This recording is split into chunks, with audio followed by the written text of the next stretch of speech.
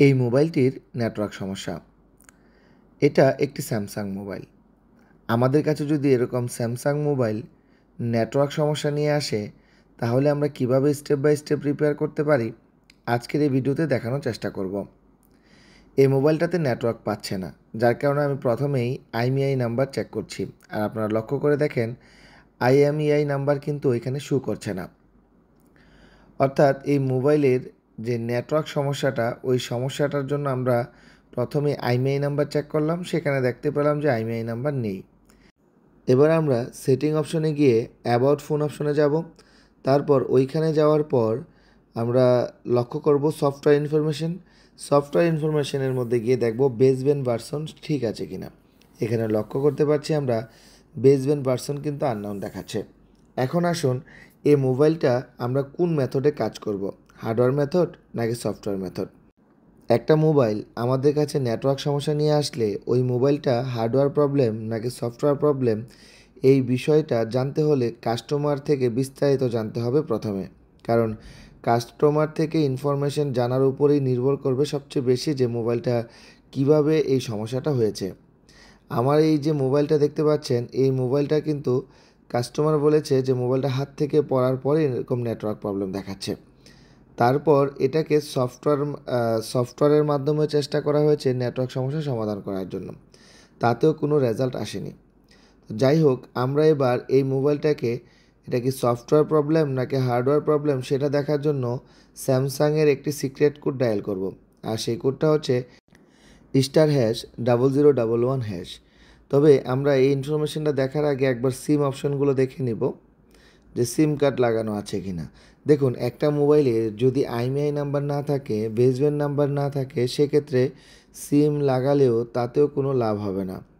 অর্থাৎ মোবাইলে IMEI number নেই, বেসব্যান্ড নাম্বার নেই, সেক্ষেত্রে আমরা সিম কার্ড লাগালে সিম কার্ডের কোনো ইনফরমেশন শো করবে না।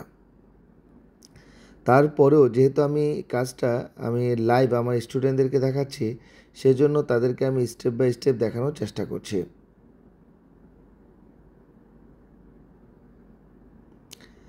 লক্ষ্য করুন, এখানে সিম লাগানোর পরেও কিন্তু কোনো নোটিফিকেশন আসছে না বা কোনো ইনফরমেশনও কিন্তু দেখাচ্ছে না। যাই হোক, আমি আর দেরি না করে এবার আমরা এই মোবাইলটার হার্ডওয়্যার নাকি সফটওয়্যার সমস্যা সেটা দেখার জন্য *0011# এই কোডটাকে ডায়াল করব। এখানে এই কোড ডায়াল করার পরে আমরা দেখতে পাচ্ছি কোনো ইনফরমেশনই কিন্তু শো করছে না। এখানে স্যামসাং মোবাইলের ক্ষেত্রে যেটা হয়, আপনি এরকম কোড ডায়াল করলে আপনার যে ইনফরমেশনগুলো, এই ইনফরমেশনগুলোর মধ্যেই আপনার লেখা থাকবে যে আইএমইআই স্ট্যাটাস ওকে নাকি এনজি। যদি স্ট্যাটাস ওকে থাকে তাহলে বুঝতে পারবো যে আমাদের এটাতে সফটওয়্যার কোনো প্রবলেম নেই। আর যদি আইএমইআই স্ট্যাটাস এনজি থাকে বা ফেল থাকে, সেক্ষেত্রে বুঝতে পারবো যে আমাদের মোবাইলের মধ্যে সফটওয়্যার প্রবলেম রয়েছে। যেহেতু এই মোবাইলটি হাত থেকে পড়ে নেটওয়ার্ক সমস্যার কথা বলেছে, তো আমরা আর সফটওয়্যার মেথডে কোনো ট্রাই করব না, আমরা এটা হার্ডওয়্যার মেথডেই ট্রাই করব। আর আমরা অবশ্যই কাস্টমার থেকে আরও ডিটেলস জেনে নিয়েছি, আর যেহেতু এটাকে সফটওয়্যার মেথডে ট্রাই করা হয়েছে, সো আমরা আর সফটওয়্যার মেথডে ট্রাই করব না। আর এই মোবাইলগুলো বেশিরভাগই এই আইএমইআই নাম্বার এবং বেসব্যান্ড নাম্বার চলে যাওয়ার অন্যতম কারণ হচ্ছে হার্ডওয়্যারের জন্য। আপনারা যদি লক্ষ্য করেন, এই মোবাইলের কিন্তু নেটওয়ার্কের কিছু মডিফাই করা হয়েছে, অর্থাৎ নেটওয়ার্ক অ্যান্টিনা মডিফাই করা হয়েছে, আমরা এটা বুঝতে পারছি। আমরা পুরো মোবাইলটাকে খুলে নেব। খোলার পর আমরা প্রথমে আই থেরাপি দিব যে মোবাইলে কোনো প্রকার ওয়াটার ড্যামেজ আছে কি না। কারণ ওয়াটার ড্যামেজের ক্ষেত্রে কিন্তু এরকম সমস্যাগুলো বেশি আসে, যে মোবাইল পানিতে পড়েছে, মোবাইলের যে নেটওয়ার্ক অ্যান্টিনা সুইচার, যেটাকে আমরা টুনার আইসিও বলে থাকি, এগুলোতে যদি কোনো কারণে পানি গিয়ে আপনার আরভিএফি ক্লক লাইন, আরভিএফি ডাটা লাইন যদি শর্টেজ হয়ে যায়, ভোল্টেজ লাইন যদি শর্টেজ হয়ে যায়, সেক্ষেত্রে কিন্তু এরকম প্রবলেম আসতে পারে। তো আমরা ভালোভাবে এটাকে মাইক্রোস্কোপে একবার পর্যবেক্ষণ করে নিব। এখানে যদি লক্ষ্য করেন, নেটওয়ার্কের অ্যান্টিনা কিন্তু বানিয়ে রাখা হয়েছে, তার মানে এই মোবাইলটা অবশ্যই কোনো না কোনো মোবাইল ফোন সার্ভিসিং টেকনিশিয়ানকে দেখানো হয়েছে। আর এরকম নেটওয়ার্ক অ্যান্টিনা মডিফাই তখনই করা হয় যদি মোবাইলে নেটওয়ার্কের কোনো অর্থাৎ নেটওয়ার্ক বা নেটওয়ার্ক ড্রপ করে এরকম ধরনের সমস্যা যদি থাকে, অনেক সময় দেখা যায় যে আপনি বাসায় গিয়েছেন, আপনার মোবাইলে নেটওয়ার্ক কাজ করছে না, বাট আপনি শহর এলাকায় বা একটু যে জায়গায় নেটওয়ার্ক অ্যাভেলেবেল আছে ওই জায়গায় গেলে নেটওয়ার্ক পাচ্ছে। এরকম ক্ষেত্রে কিন্তু নেটওয়ার্কের লাইনগুলো মডিফাই করা হয়। তো নেটওয়ার্ক অ্যান্টিনার লাইন দেখতে পাচ্ছি এখানে। এখানে আরেকটা জিনিস খেয়াল করেন, আমাদের এই যে মোবাইল স্পিকার বক্সের মধ্যে যে নেটওয়ার্ক অ্যান্টিনা দেখা যাচ্ছে এগুলো কিন্তু কার্বনে ক্ষতিগ্রস্ত হয়েছে। তার মানে এই মোবাইলে পানি গিয়েছে, এটা মোটামুটি আমরা কনফার্ম হতে পেরেছি। এখন আসুন, এই মোবাইলটার যেহেতু আইএমইআই এবং বেসব্যান্ডজনিত সমস্যা, আর আমরা সেটাকে হার্ডওয়্যার সমস্যায় ধরে নিয়েছি, তো আমরা প্রথমেই শুরু করব কোত্থেকে? আমরা প্রথমেই এই মোবাইলের চার্জিং লজিকটাকে চেক করব। যেহেতু এটা স্যামসাং A12 অর্থাৎ A125, তো আমরা চার্জিং লজিকের যে আপনার ডায়াগ্রাম আছে সেই ডায়াগ্রামটা ওপেন করে নিলাম। তো এখানে চার্জিং লজিকের আমরা কি চেক করব? প্রথমে চার্জিং লজিকের প্রথম স্টেপে আমরা যেটা চেক করব সেটা হচ্ছে যে নেটওয়ার্ক অ্যান্টেনা সুইচার। আমি আপনাদেরকে দেখানোর চেষ্টা করছি, লক্ষ্য করেন এখানে একটা সুইচার আছে এবং এখানে একটা সুইচার আছে, অর্থাৎ টোটাল সুইচার কিন্তু আমরা দুইটা পাচ্ছি। এই নেটওয়ার্ক অ্যান্টেনা সুইচারগুলোকে টোনার আইসিও বলা হয়ে থাকে। আপনারা যদি লক্ষ্য করেন, আমি একটু ডায়াগ্রামে এটার লেআউটও আমরা ওপেন করে রেখেছি। লেআউটে গিয়ে আমরা যদি এই নেটওয়ার্ক অ্যান্টেনা সুইচারটাকে কপি করে এখানে স্কিমেটিকে এসে পেস্ট করে দেই, নাম্বারটাকে পেস্ট করে দেওয়ার পর এখানে যদি লক্ষ্য করেন, এইটাই হচ্ছে নেটওয়ার্ক অ্যান্টেনা সুইচার। আপনারা যদি লক্ষ্য করেন এই নেটওয়ার্ক অ্যান্টেনা সুইচারের মধ্যে কিন্তু এক নাম্বার আছে ভিডিডি লাইন 1.8 ভোল্টেজ, যেটা আসবে পাওয়ার আইসি থেকে। এবং এখানে যদি লক্ষ্য করেন আরএফএফি ক্লক এবং আরএফএফি ডাটা, যেটা আসবে মোবাইলের সিপিইউ থেকে। এখন আসুন, যদি কোনো কারণে এই ভোল্টেজ লাইন শর্টেজ হয়ে যায়, যেহেতু দেখতে পাচ্ছেন এখানে ভোল্টেজ লাইনে ক্যাপাসিটার আছে, কয়েল আছে, যদি কোনো কারণে এই ভোল্টেজ লাইন শর্টেজ হয়ে যায়, লিকেজ হয়ে যায়, বা এই আরএফএফি ক্লক এবং আরএফএফি ডাটা এই লাইনগুলো লিকেজ হয়ে যায়, শর্টেজ হয়ে যায়, সেক্ষেত্রে কিন্তু আপনার মোবাইলের মধ্যে এই আপনার আইএমইআই এবং বেসব্যান্ডজনিত প্রবলেম এবং হাফ ইয়ার প্লেন মুড জনিত সমস্যাও আসতে পারে। যদি আমরা এই সুইচারটাকেও একটু লক্ষ্য করি, স্কিমেটিক আসবো, আসার পরে এখানে যদি আমরা পেস্ট করে দিই, পেস্ট করে দেওয়ার পর যদি আমরা সার্চ করি, লক্ষ্য করেন সেম সিস্টেম। এটা তো ভিডিডি 1.8 ভোল্টেজ আসবে এবং এখানেও আরএফএফি ক্লক এবং আরএফএফি ডাটা এই লাইনগুলো রয়েছে। এখন আমরা মাল্টিমিটার ডায়োড রেঞ্জে নিয়ে আমরা নেটওয়ার্ক অ্যান্টেনা সুইচারের পাশে যে সকল কম্পোনেন্টগুলো আছে ওইগুলো ডায়োডগুলো চেক করব। বিশেষ করে নেটওয়ার্ক অ্যান্টেনা সুইচারের যে ভোল্টেজ লাইনগুলো আছে এগুলোকে একটু প্রাধান্য বেশি দিব। ওই লাইনগুলোকে একটু ভালোভাবে চেক করব যে কোনো প্রকার শর্টেজ বা লিকেজ আছে কিনা। এখানে লক্ষ্য করুন নেটওয়ার্ক অ্যান্টেনা সুইচারের পাশে যে ভোল্টেজ লাইন, ওই ভোল্টেজ লাইনে কিন্তু আমরা কোনো প্রকার ডায়োডগুলো পাচ্ছি না। তো আমরা সেকেন্ড সুইচারে দেখব, যেহেতু এই সুইচারে কোনো প্রকার ডায়োড ভ্যালু পাচ্ছি না, তো আমরা এই সুইচারের মধ্যে দেখব যে এখানে ভোল্টেজ লাইনের মধ্যে কোনো ডায়োড ভ্যালু আসছে কিনা। এখানে এই দুইটা সুইচারের মধ্যেই কিন্তু 1.8 ভোল্টেজ আসবে পিএমআইসি থেকে, এবং এই দুইটা ভোল্টেজ লাইনই কিন্তু সেম ভোল্টেজ, অর্থাৎ ভোল্টেজ লাইন আসবে একটা এবং এই ভোল্টেজ লাইনটাই দুইটা সুইচারের মধ্যে যাবে, অর্থাৎ সেম ভোল্টেজ লাইন। এখানে লক্ষ্য করেন এই সুইচারের মধ্যেও কিন্তু আমরা ভোল্টেজ লাইনে কোনো প্রকার ডায়োড ভ্যালু পাচ্ছি না, এবং যেহেতু দুইটা ভোল্টেজ লাইনই সেম, তো আমরা এই দুইটা ভোল্টেজ লাইনের দুই ক্যাপাসিটারের মধ্যে টাচ করব। এখানে ভিপ দেওয়ার কথা, বাট এখানেও আমরা কোনো প্রকার ডায়োড ভ্যালু পাচ্ছি না বা ভিপ সাউন্ডও দিচ্ছে না। এখন আমাদের করণীয় কি? করণীয় হচ্ছে আমরা ভিটিভি কানেক্টরে যে ভিটিভি ফ্লাক্স রাবন লাগানো আছে এটাকে আমরা ডিসকানেক্ট করে একটু ক্লিন করে আবারও কানেকশন করব। কানেকশন করে তারপর দেখব যে যে সুইচারের মধ্যে যে ভোল্টেজ লাইনগুলো মিসিং আছে ওই ভোল্টেজ লাইনগুলোতে কোনো প্রকার ডায়োড ভ্যালু দেখায় কিনা। এখানে দুইটা ভোল্টেজ লাইনে যেহেতু সেম, আমরা ক্যাপাসিটার দুই ভোল্টেজ লাইনের দুই ক্যাপাসিটারের মধ্যে আমরা টাচ করছি, কোনো প্রকার ভিপ টিপ দেয় কিনা বা লাইন দেখায় কিনা। লক্ষ্য করেন এখানে কোনো ভিপ সাউন্ড বা কোনো কিছুই দেখাচ্ছে না।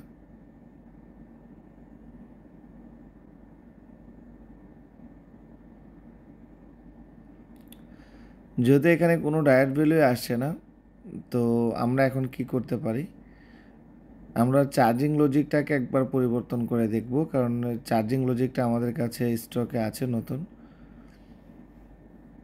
আবারও একটু ভিটিভি কানেক্টরটা কানেকশন করে নিলাম। লক্ষ্য করেন কোনো ডায়োড ভ্যালুই কিন্তু দেখাচ্ছে না। মাল্টিমিটারটা আমরা ভালোভাবে আবার চেক করে নিলাম। দেখেন এখানে অন্যান্য লাইনগুলোতে কিন্তু ডায়োড ভ্যালু দেখাচ্ছে, কিন্তু নেটওয়ার্ক অ্যান্টেনা সুইচারের মধ্যে যে ভোল্টেজ লাইনগুলো আছে সেখানে কোনো ডায়োড ভ্যালু আমরা পাচ্ছি না। এখন আমরা চার্জিং লজিকটাকে পরিবর্তন করে দেখব। সেম আর একটা চার্জিং লজিক আমাদের কাছে আছে।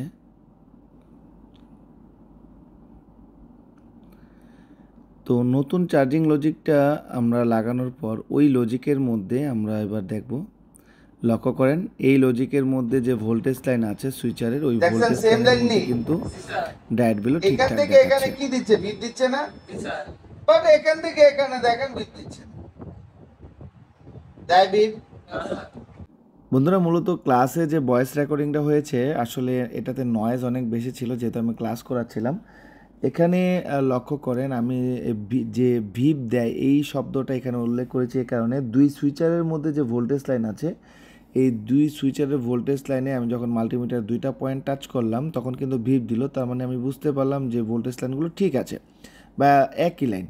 তো এখানে পুরাতন যে লজিক আছে ওই লজিকে কিন্তু আমি সুইচারের মধ্যে যে ভোল্টেজ লাইনগুলো আছে ওই দুই সুইচারের ভোল্টেজ লাইনে আমি যখন মাল্টিমিটার টাচ করলাম তখন কিন্তু কোনো প্রকার ভিপ দেয়নি। অর্থাৎ আমাদের পুরাতন যে চার্জিং লজিকটা আছে ওই লজিকটাতে প্রবলেম আছে, এটা আমরা 100% কনফার্ম হলাম। তো এখন আমরা যেহেতু লজিকটাকে চেঞ্জ করেছি, একবার আমরা মোবাইলটাকে চালু করে দেখব যে আমাদের মোবাইলে নেটওয়ার্ক জনিত যে সমস্যাটা, অর্থাৎ আইএমইআই বেসব্যান্ড জনিত যে প্রবলেমটা আছে ওই প্রবলেমটার সমাধান হয়েছে কিনা। আমরা পুনরায় এবার আইএমইআই নাম্বার চেক করব। দেখতে পাচ্ছেন আইএমইআই নাম্বার যখন চেক করলাম এখানে কিন্তু আইএমইআই নাম্বার শো করেনি। আমি সেটিং অপশনে গিয়ে তারপর সফটওয়্যার ইনফরমেশনে গিয়ে একবার দেখব বেসব্যান্ড এসেছে কিনা। বন্ধুরা, দুঃখের বিষয় আমাদের এই মোবাইলের মধ্যে কিন্তু যে বেসব্যান্ড এবং আইএমইআই যে প্রবলেম ছিল এই প্রবলেমটা কিন্তু সমাধান হয়নি। তো যেহেতু সমাধান হয়নি, এখন আমরা নেক্সট স্টেপে আগাবো, অর্থাৎ প্রথম স্টেপ ফেল। এখন প্রথম স্টেপ ফেল তা কিন্তু না, এই প্রথম স্টেপে আমরা নেটওয়ার্ক সুইচারের মধ্যে যে ভোল্টেজ লাইনগুলো মিসিং পেয়েছি, আর এই ভোল্টেজ লাইন মিসিংয়ের কারণেই কিন্তু মোবাইলের মধ্যে নেটওয়ার্ক প্রবলেম দেখাচ্ছিল, অর্থাৎ একবার নেটওয়ার্ক পাচ্ছিল আর একবার নেটওয়ার্ক পাচ্ছিল না, এরকম ধরনের সমস্যা দেখাচ্ছিল। যাই হোক, এখন কিন্তু মোবাইলের নেটওয়ার্ক আইএমইআই বেসব্যান্ড প্রবলেম যদি চলে যায়, মোবাইলের যে নেটওয়ার্ক সমস্যা, এই নেটওয়ার্ক সমস্যা কিন্তু সমাধান হয়ে যাবে ইনশাআল্লাহ। তবে এখন আমাদের নেক্সট টার্গেট হচ্ছে আইএমইআই বেসব্যান্ড। আমাদের আসলে নেটওয়ার্ক নিয়ে কাজ করা ছিল না, আমাদের কাজ করা ছিল আইএমইআই এবং বেসব্যান্ড নিয়ে। যেহেতু আমরা নেটওয়ার্কের যে প্রবলেম, অর্থাৎ আমাদের মোবাইলে যে আইএমইআই এবং বেসব্যান্ডের যে প্রবলেম, এটা আমরা বেসিকভাবে চেক করার পর, অর্থাৎ বেসিক যে বিষয়গুলো আছে ওইগুলো চেক করার পর কোনো সমস্যার সমাধান কিন্তু করতে পারিনি। তার জন্য এখন আমরা মোবাইলের নেটওয়ার্ক সেক্টরের উপরে যে স্টিলের প্যানেল আছে সেটাকে খুলব।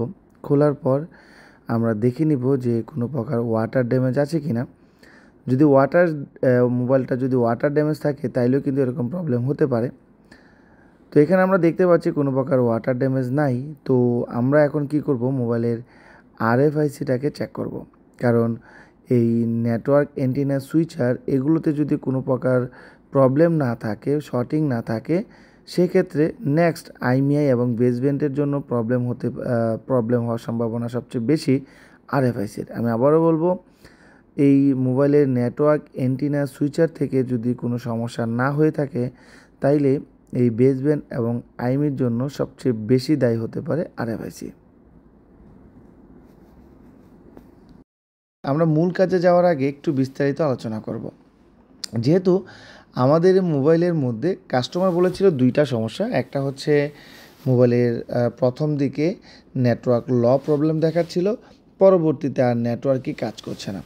তো এখন আমরা দেখতে পাচ্ছি মোবাইলের আইএমইআই এবং বেসব্যান্ড নাই। তো আইএমইআই বেসব্যান্ড যেহেতু নাই, আমরা প্রথমেই চেক করেছি চার্জিং লজিক। চার্জিং লজিকের মধ্যে নেটওয়ার্ক অ্যান্টেনা সুইচার, কারণ নেটওয়ার্ক অ্যান্টেনা সুইচার যদি শর্ট হয়ে যায় সেক্ষেত্রে কিন্তু মোবাইলে আইএমইআই বেসব্যান্ড প্রবলেম আসতে পারে, হাফ এয়ারপ্লেন মোড সমস্যা আসতে পারে। তো এখন আমরা যেহেতু নেটওয়ার্ক অ্যান্টেনা সুইচারের মধ্যে কোনো প্রবলেম দেখছি না, যেহেতু চার্জিং লজিক চেঞ্জ করেছি, তো এখন আমরা চেক করব আরএফআইসি। এখন আরএফআইসির কী চেক করব? আরএফআইসির ভোল্টেজ চেক করব? না, আরএফআইসির ভোল্টেজ আমি চেক করব না। কেন চেক করব না? কারণ আরএফআইসির ভোল্টেজ লাইনের জন্য কখনো এরকমটা হবে না যে মোবাইলে আইএমইআই চলে গেছে। আরএফআইসির ভোল্টেজ লাইন মনে করেন আরএফআইসির ভোল্টেজ লাইন এখানে দেখতে পাচ্ছি 1.8, 1.2, 1.8। তো এখানে আরএফআইসির ভোল্টেজ লাইন মনে করেন শর্ট হয়ে গেল। এই আরএফআইসির ভোল্টেজ লাইন শর্ট হয়ে যাওয়া মানে কি? তার মানে হচ্ছে আমার মোবাইলের পাওয়ার আইসির আউটপুট শর্ট হয়ে যাওয়া। আর একটা মোবাইল যখন আপনি খেয়াল রাখবেন, যখন নেটওয়ার্ক সেক্টর অ্যাক্টিভ হয়, আর এখানে একটা বিষয় আমাদের বুঝতে হবে যে একটা মোবাইলের নেটওয়ার্ক সেক্টর অ্যাক্টিভ হয় কখন, অর্থাৎ বিশেষ করে মোবাইলে আরএফআইসিটা অ্যাক্টিভ হয় কখন? যখন আমি মোবাইল চালু করব তখন পাওয়ার আইসি থেকে ভোল্টেজ আউটপুট হয়ে আরএফআইসিতে যাবে। এখন যদি এরকম হয় যে ভোল্টেজ লাইন শর্ট, তাহলে তো মোবাইলের পাওয়ার আইসির আউটপুটের ভোল্টেজ আউটপুট হবে না। সেক্ষেত্রে দেখা যাবে যে আমার মোবাইলটা ডেড কন্ডিশনেও চলে যেতে পারে। তাহলে আমরা বুঝতে পারলাম মোবাইলের ভোল্টেজ লাইন শর্টিংয়ের কারণে কখন এরকমটা হবে না যে মোবাইলের আইএমইআই বা বেসব্যান্ড চলে গেছে। তারপরেও আপনি চাইলে এই যে ভোল্টেজ লাইনগুলো ডায়োডগুলো চেক করে নিতে পারেন, আরেকবার ভোল্টেজ চেক করে নিতে পারেন। ঠিক আছে? তো ভোল্টেজ লাইন যদি সব কিছু ঠিকঠাক থাকে, এবার আমরা কি করব? আরএফআইসিটাকে রিমুভ করব। আরএফআইসি রিমুভ করার পর আমরা কি চেক করব? আরএফআইসি রিমুভ কেন করতে হবে, নাকি আরএফআইসি চেঞ্জ করতে হবে, এই বিষয়টাও কিন্তু আমাকে বুঝতে হবে। তো আমি একটু ছোট্ট একটা ডায়াগ্রাম করে আপনাদেরকে দেখানোর চেষ্টা করব।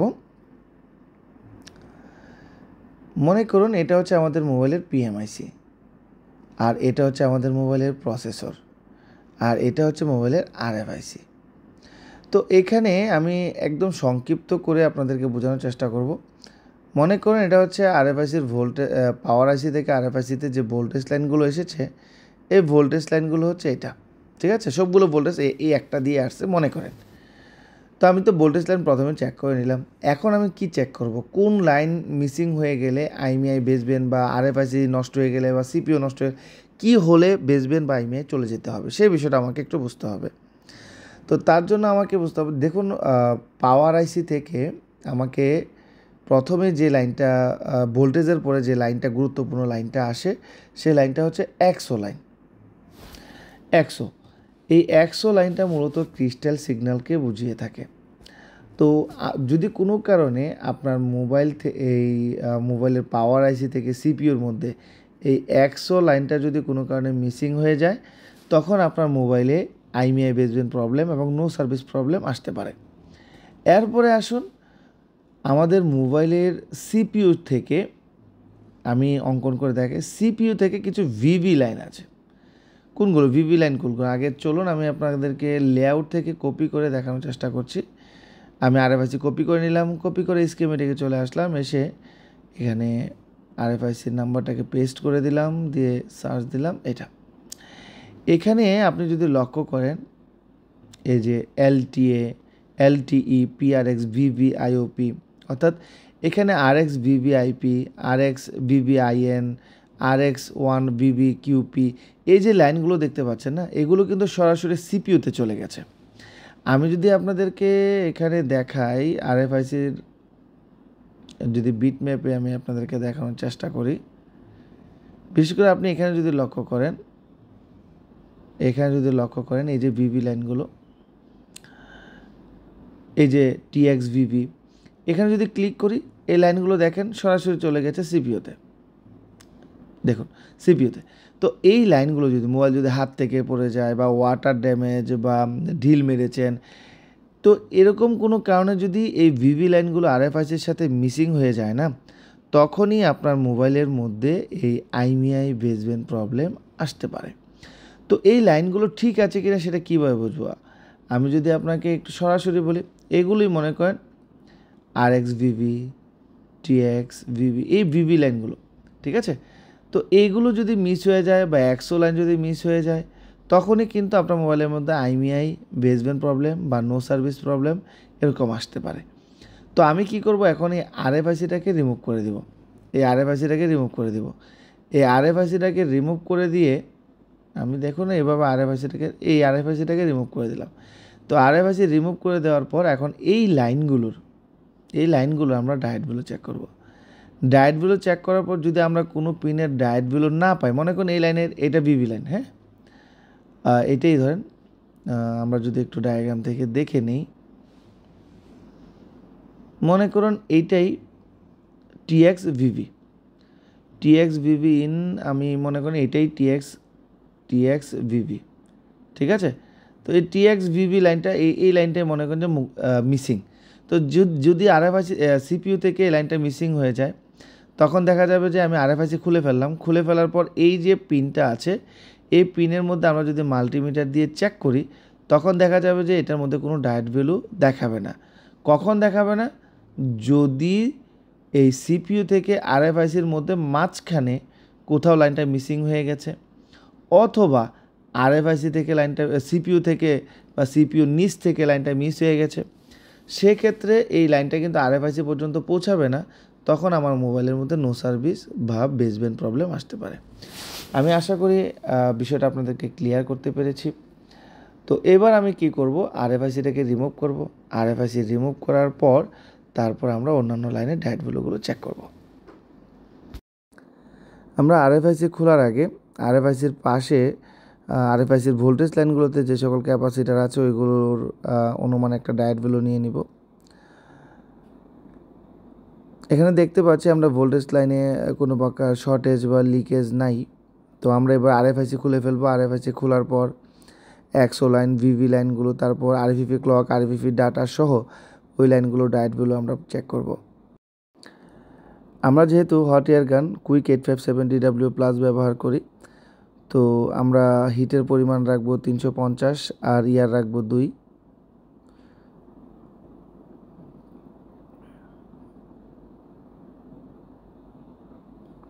অতিরিক্ত বল পেস্ট রিমুভ করার পর আমরা ভালোভাবে বোর্ডটাকে ক্লিন করে নেব।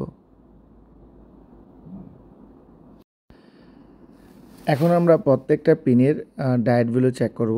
আর এই ডায়েট ভ্যালু চেক করতে অবশ্যই আমি ডায়াগ্রামের সহযোগিতা নিচ্ছি।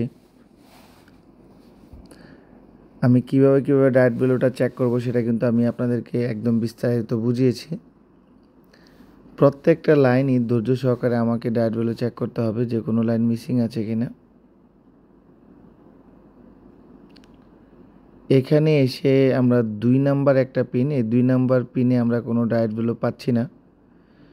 আর এই পিনটা হচ্ছে মূলত এক্সও লাইন, যেটা এসেছে পাওয়ার আইসি থেকে। আমি আপনাদেরকে মার্ক করে দেখানোর চেষ্টা করছি, লক্ষ্য করেন বন্ধুরা। এখানে লক্ষ্য করুন, আমি আরএফআইসি ওঠানোর পর এখানে যে পিনগুলো আছে এই পিনগুলোতে কিন্তু আমরা ডায়েট ভ্যালু পেয়েছি। বাট এখানে যে লাইনটা আছে পিএমআইসি ক্লক লাইন আরএফ লেখা আছে, এই লাইনটা যদি লক্ষ্য করেন, এখানে আমি ক্লিক করার পর লাইনটা কোথায় গিয়েছে, লাইনটা চলে আসছে এখানে একটি রেজিস্টারের মধ্যে। আমরা দেখতে পাচ্ছি যেটা হচ্ছে এক্সও লাইন। এই রেজিস্টারের প্রান্তে যেহেতু আরএফআইসি লাইনটা, এই যে আপনার এই 2 নাম্বার বলটা যেহেতু এই রেজিস্টার পর্যন্ত এসেছে, তাহলে এই পিনটা কোথায় গিয়েছে যদি লক্ষ্য করেন, এই পিনটা চলে এসেছে আমাদের মোবাইলের পাওয়ার আইসিতে। আমি আবারও দেখাচ্ছি একটু ক্লিয়ার করে, এটা এসেছে মোবাইলের পাওয়ার আইসিতে। তো আমি এবার কী করব, মোবাইলের এই স্টিলের প্যানেলটা, পাওয়ার আইসির উপরে যে স্টিলের প্যানেল আছে এটা উঠাবো। উঠানোর পর পাওয়ার আইসিটাকে রিমুভ করব। রিমুভ করার পর মাল্টিমিটার বিপ রেঞ্জে নিয়ে মাল্টিমিটার একটা পয়েন্ট এখানে টাচ করব, একটা পয়েন্ট এই এক্সও লাইনে এখানে টাচ করার পর আরেকটা পয়েন্ট টাচ করব মাল্টিমিটারের এই রেজিস্টারের মধ্যে। যদি এখান থেকে এখান পর্যন্ত ভিপ সাউন্ড দেয়, তার মানে এখান থেকে এই রেজিস্টার পর্যন্ত লাইন ওকে আছে, ঠিক আছে। সেক্ষেত্রে আমার পাওয়ার আইসি রিবোলিং করলেই হয়ে যাবে। আর যদি দেখি যে না, এখান থেকে এখানে এই রেজিস্টার পর্যন্ত পাওয়ার আইসি পর্যন্ত ভিপ দিচ্ছে না, তার মানে মাদারবোর্ডের লেয়ারের ভিতর থেকে লাইনটা মিসিং হয়ে গেছে, সেক্ষেত্রে আমাকে লাইনটা পাওয়ার আইসির নিচ থেকে একটি জাম্পার ওয়্যারের মাধ্যমে লাইন টেনে দিতে হবে। তো চলুন দেরি না করে কাজটা শুরু করি। স্টিলের প্যানেলগুলো ওঠানোর টাইমে যদি আপনি হালকা করে চারদিকে রাং দিয়ে নেন, তাহলে অনেক সহজে অল্প হিটেই স্টিলের প্যানেলগুলো ওঠাতে পারবেন। সেক্ষেত্রে মাদারবোর্ডের যে লেয়ার আছে, ওই লেয়ার উপরের যে লেয়ার আছে, ওই লেয়ার ছিঁড়ে যাওয়ার সম্ভাবনা কম থাকে। আমরা এই মোবাইলের পাওয়ার আইসিটাকে খুলে নিব। পাওয়ার আইসি খোলার পর যে পিপিডি পেস্টগুলো আছে ওইগুলোকে সোল্ডারিং উইকের মাধ্যমে আমরা ডিসোল্ডারিং করে নিব। এবার আমরা পাওয়ার আইসি থেকে আরএফআইসি পর্যন্ত যে 100 লাইন আছে, ওই 100 লাইনের ডায়েট ভ্যালু চেক করে নিব। দেখছেন ছেড়ে দিছি নি? একবার বিপ দিচ্ছে আর একবার কি ছেড়ে দিচ্ছে। তার মানে এই বুটটা যখন চাপ পড়ছে না, এটা যখন চাপ পড়তেছে তখন বিপ দিচ্ছে, অর্থাৎ এর নিচ দিয়ে যে বলটা লেগে আছে, বলটা কি হয়ে গেছে? ড্যামেজ হয়ে গেছে। কথা ক্লিয়ার? যেহেতু আমরা পাওয়ার আইসি থেকে আরএফআইসি পর্যন্ত 100 লাইন মিসিং পাচ্ছি, এখন আমরা কি করব, পাওয়ার আইসির নিচ থেকে একটা জাম্পার ওয়্যারের মাধ্যমে এই 100 লাইনটাকে টেনে নিয়ে যাব একদম আরএফআইসি পর্যন্ত। যেহেতু এটা আইসির নিচ থেকে আমরা একদম লাইনটাকে টেনে আনছি, তো আমরা এখানে ইউভি গ্লো অবশ্যই ব্যবহার করব। কেননা যদি ইউভি গ্লো ব্যবহার না করি, সেক্ষেত্রে এই লাইনটা মাদারবোর্ডের গ্রাউন্ডের সাথে লেগে শর্ট হয়ে যেতে পারে। তো ইউভি গ্লো দেওয়া হচ্ছে একমাত্র আমাদের মাদারবোর্ডটা যাতে সেফটি থাকে।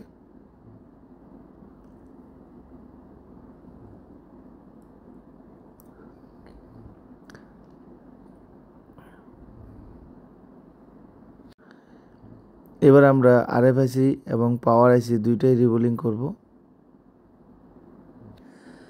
মোবাইল ফোন সার্ভিসিংয়ের ক্ষেত্রে আইসি রিবোলিং করার মতো এত সহজ কাজ আর কোনোটাই হতে পারে না। তো আমরা দুইটা আইসি রিবোলিং করব, পাওয়ার আইসিটাও রিবোলিং করব, আরএফআইসিটাকেও রিবোলিং করব। তো প্রথমে আমরা পাওয়ার আইসিটাকে লাগিয়ে নেব। পাওয়ার আইসি মোবাইলে লাগানোর পর তারপর আমরা দেখব যে আরএফআইসির যে 100 লাইনটা মিসিং ছিল, ওই মিসিং লাইনটা ঠিক হয় কিনা। পাওয়ার আইসি লাগানোর টাইমে অবশ্যই একটু সাবধানতা অবলম্বন করতে হবে, যেহেতু আইসির নিচ থেকে একটা লাইন টানা আছে। আমরা চেষ্টা করব আইসিটাকে একদম সোজা বরাবর বসিয়ে তারপর হিট দেওয়ার জন্য। পাওয়ার আইসি লাগানো কমপ্লিট হয়ে যাওয়ার পর আমরা পাওয়ার আইসির নিচ থেকে যে জাম্পার তারের মাধ্যমে 100 লাইনটাকে টেনেছি, তো ওই লাইনের মধ্যে আমরা দেখে নিব যে 100 লাইনের মধ্যে যে ডায়েট ভ্যালু দেখানোর কথা, ওই ডায়েট ভ্যালু দেখাচ্ছে কিনা। দেখতে পাচ্ছেন এখানে লাইন কিন্তু ঠিকঠাক আছে। এখন আমরা কি করব, আরএফআইসির কাছে 100 লাইনের মধ্যে যে রেজিস্টার দেওয়া আছে, ওই রেজিস্টার পর্যন্ত আমরা জাম্পার ওয়্যারটাকে লাগিয়ে দেব। অনেকেই এই ভিডিওটা দেখার পর ভাবতে পারে যে পাওয়ার আইসির নিচ থেকে যেভাবে লাইনটাকে টানা হয়েছে, এই কাজটা হয়তো বা অনেক কঠিন। আসলে কোনো কাজই কঠিন না, এটা নির্ভর করবে আপনার প্র্যাকটিসের উপর। আপনি এরকম ধরনের কাজগুলো করার জন্য অবশ্যই আপনার হাতের অ্যাক্টিভিটি অনেক ভালো হতে হবে। আর এই হাতের অ্যাক্টিভিটি কিন্তু একদিন বা 2 দিনে হবে না, এটা আপনার প্র্যাকটিসের উপর নির্ভর করবে। আপনি যত বেশি প্র্যাকটিস করবেন, আপনার হাতের অ্যাক্টিভিটি তত ক্লিয়ার হবে। আমরা এখন মোবাইলটাকে চালু করব।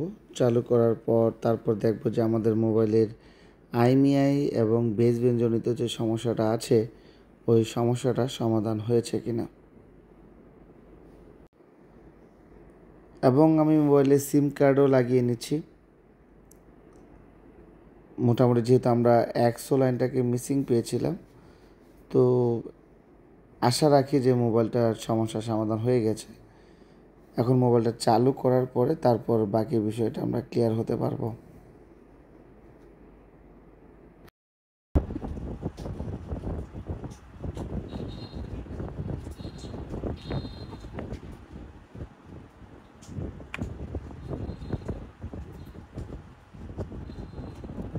সবাই যদি খেয়াল করেন, আসে নাই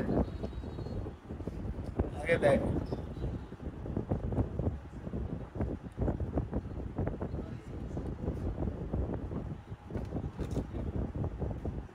যদি খেয়াল করেন একটু ব্রাইটনেসটা বাড়াই দেই।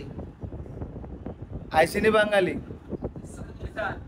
নেটওয়ার্ক আইছে, একটু খেয়াল করেন, আমি দেখাই আগে আইমিআই আসছে।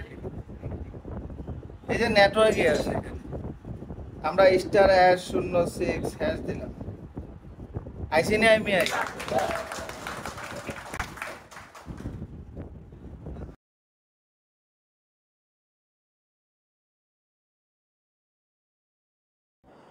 বন্ধুরা দেখতে পেয়েছেন আলহামদুলিল্লাহ আমরা কিভাবে স্টেপ বাই স্টেপ এই মোবাইলের সমস্যাটা সহজে সমাধান করেছি। আমাদের মোবাইলে কিন্তু নেটওয়ার্ক চলে এসেছে এবং আইমিআইও কিন্তু শো করছে এবং বেসব্যান্ডও শো করছে। তো এখানে আসলে ভিডিওটাতে গুরুত্বপূর্ণ যে বিষয়টা ছিল সেটা হচ্ছে স্টেপ বাই স্টেপ কাজ করার যে প্রক্রিয়া সেটা। আর এটা আমি আমার ক্লাসের লাইভ দেখাচ্ছিলাম। তো দুঃখের বিষয় এটাই যে আমি লাইভ ক্লাস চলাকালীন সময়ে যে ভয়েসটা ছিল ভিডিওর মধ্যে, ওই ভয়েসটা আপনাদেরকে দিতে পারিনি, কারণ ভিডিওর মধ্যে প্রচুর পরিমাণে নয়েজ ছিল, অর্থাৎ যেহেতু ক্লাসরুমে ফ্যান চলছিল, ওই ফ্যানের আওয়াজগুলো বেশি সমস্যা করেছে ভিডিওর মধ্যে, যার কারণে এক্সট্রা ভয়েসের মাধ্যমে কিছুটা বুঝিয়ে আপনাদের সামনে ভিডিওটা উপস্থাপন করতে হয়েছে। তো বন্ধুরা এই ভিডিওটা করতে অনেকটা সময় লেগে গেছে আমার, এবং এডিট করতে অনেক সময় লেগে গেছে। তো আমাদের এই মোবাইল রিপেয়ার হসপিটাল বিডির ফেসবুক পেজ এবং ইউটিউব চ্যানেলের ভিডিওগুলো যদি আপনাদের ভালো লেগে থাকে তাহলে আমাদের এই কষ্টটা কাজে আসবে। আর আমাদের ভিডিওগুলো যদি ভালো লেগে থাকে অবশ্যই আমাদের ইউটিউব চ্যানেলটাকে সাবস্ক্রাইব করে দিবেন এবং ফেসবুক পেজটাকে ফলো করে দিবেন। আর যারা মোবাইল ফোন সার্ভিসিংয়ের কাজ শিখতে ইচ্ছুক তারা স্ক্রিনে দেওয়া ফোন নাম্বারে আমাদেরকে সরাসরি মেসেজ করতে পারেন এবং প্রয়োজন বোধে কলও করতে পারেন।